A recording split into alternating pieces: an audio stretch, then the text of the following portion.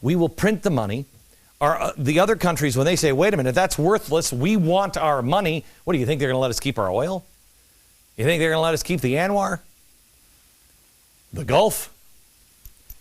We default, or we end defense. Now, what does it mean we end defense? Well, there's going to come a time where we can't pay for one or the other. So, oh my gosh, but if you are really cool, if you're like totally cool with the United Nations and the blue helmets, that's not a bad option. Why don't we just have the United Nations Army represent us? I said the next these next 2 years are possibly the most dangerous time in American history, even if the GOP takes over in 2011. So what?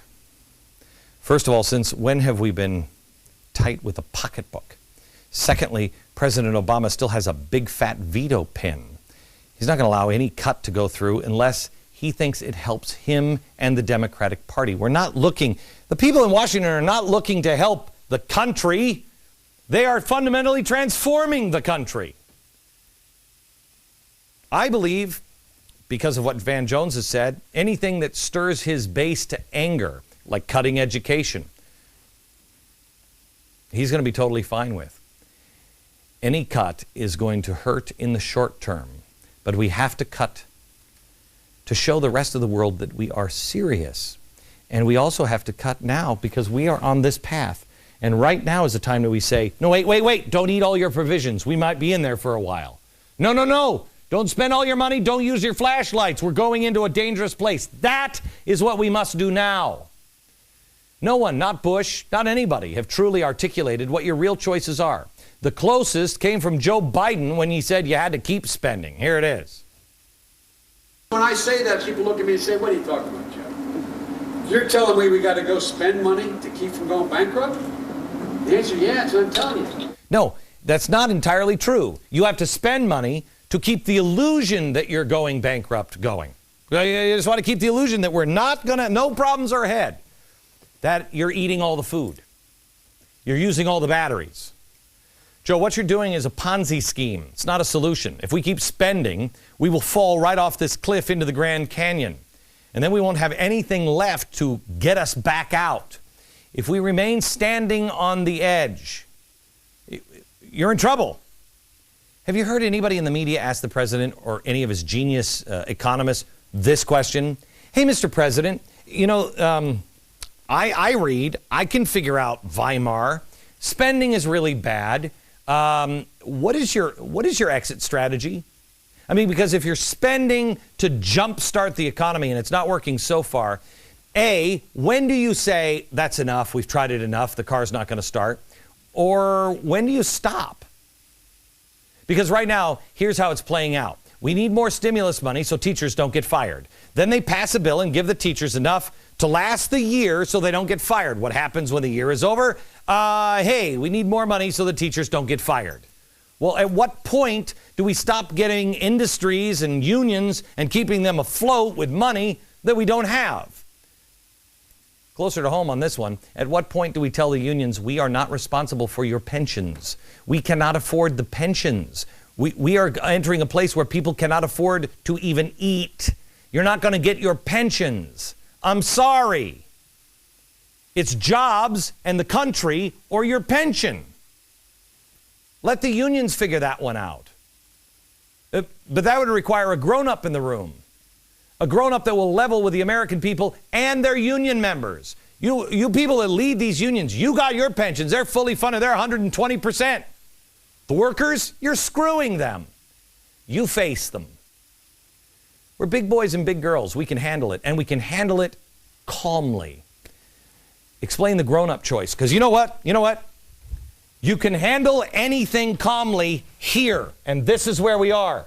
You cannot handle things calmly when people are afraid in the forest, and you've lied to them and said, what forest? There's no trees on this path. You can either pin our hopes on a globalist redistribution of wealth anti-free market policies that have never worked in the history of mankind. We can cross our fingers and hope to die and stick a needle in our eye and pray, well, not if the ACLU is anywhere around, that Marxism and printing money for the very first time will create prosperity. Yeah. Oh, and it doesn't bleed the country dry, so no resources are left, and money is completely worthless, and we've already chased all the business leaders and all the businesses overseas. And all the industry and all of the union and all the leaders are already overseas, looking at us going, see you later, suckers. Or do you have an adult conversation like this? Cut spending dramatically now. It's not going to be pretty at first. It's going to hurt all of us. Remember, all the trillions our government is spending, they're spending it so they can take the Band-Aid off really slowly. They have artificially propped up failing institutions when what we need to do is let them fail and build a better one. You know, when we cut, you might lose your job, I might lose my job. You might lose your home, I might lose my home. We can slide into a depression. Pensions might be lost. There may be unrest in the streets, but we have each other. What is more important? What is our biggest asset? Our houses? Our jobs? Or each other? If it gets bad, we have each other. We must be prepared for it. Prepare to band together, come together, figure out the new ways to pay off our debts. Neither option is good. So why is the second option the best option? Because if you don't choose it, we get option number one automatically. We get a country with no work ethic. We have a dollar that is worth zero, you know, like France or Greece a few years ago. We are going to take our medicine now and get the truth or not. Are we going to do what other societies like Rome and everybody else have done and slowly slide into collapse until there's nothing left? I prefer the truth. I prefer a shot. We are in trouble either way, yes. But we are also the same people that changed the world because we did the hard things. We are the people that went to the moon and back. We can certainly find our way out of a forest. I've been saying for some time now that we need to be the people that we were on 9/12, but we need to be those people without the planes flying into the buildings. On that day, we didn't suddenly forget that we were Americans. We remembered who we really were. We forgot the political differences and the disagreements. And that wasn't something small. Do you remember how divided we were? Selected, not elected was going on. We were coming off the most contentious presidential election of all time.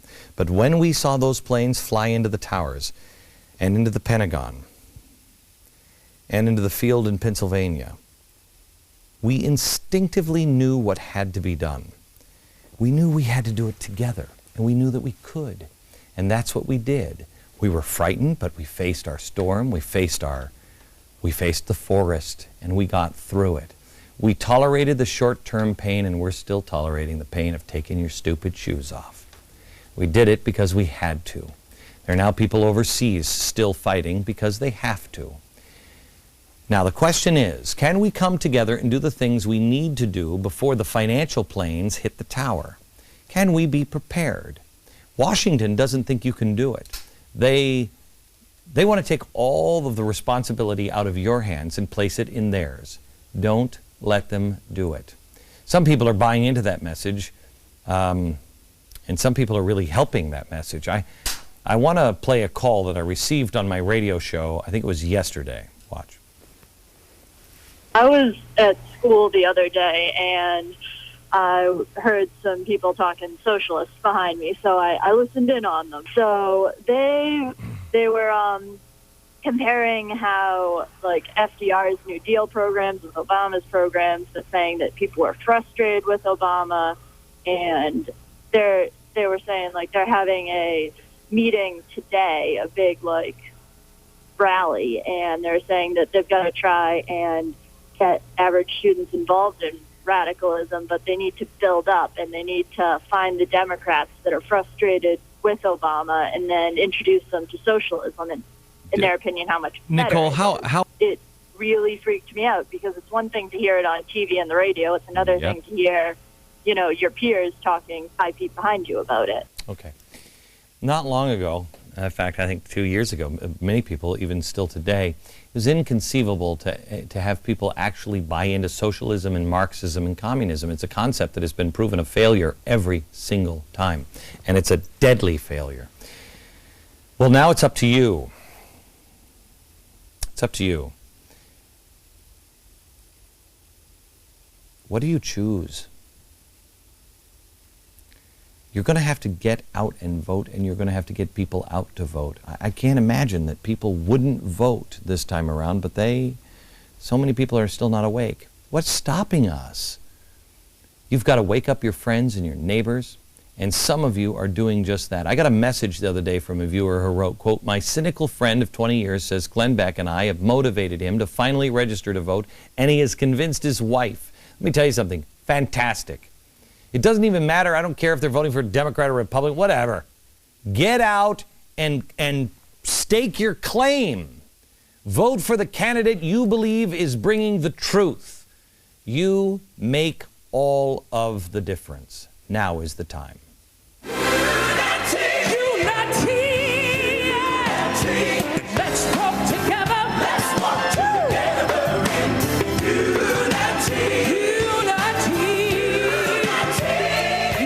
Mr. President, Webster's defines extremism as the advocacy of extreme measures or views, radicalism, honor, the Constitution, family, and God. Not sure when those things became extreme. Maybe that was part of the fundamental transformation we missed? On November 2nd, vote Democrat, Republican, or Independent. But most importantly, vote for America. That's what we need.